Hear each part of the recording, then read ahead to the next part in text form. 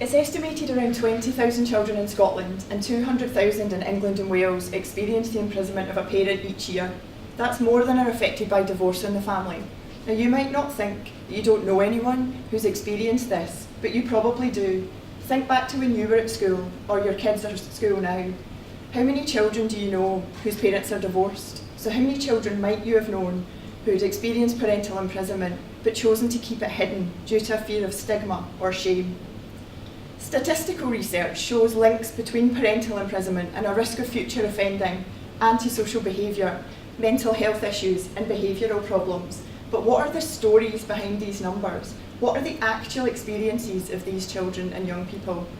My research involves interviewing young people aged between 16 and 25 about their experiences of the imprisonment of a parent or a sibling.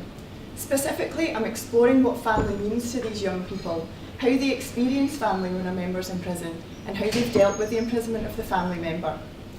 The young people I've spoken to talk about the impact that a family member's imprisonment can have.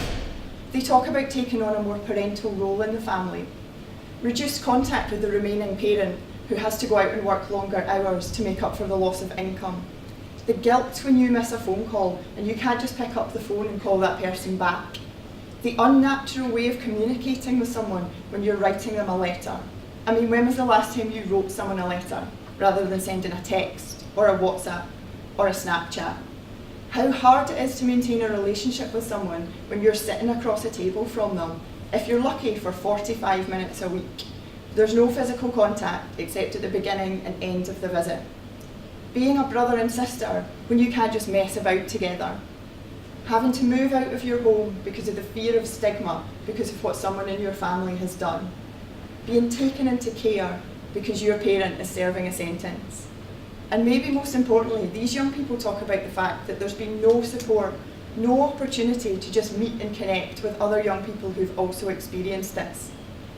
Now, there are different arguments for why families of prisoners are important and why contact should be maintained when someone's in prison. One of these comes from the point of view of what's known as desistance theory, so the idea that family ties can help support someone's journey towards stopping reoffending. But actually, the right to a family is a human right.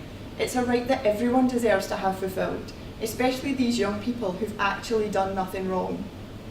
Young people's voices are missing in the discussions in criminal justice and imprisonment, as is a wider consideration about who prison punishes and actually what the purpose of prison is.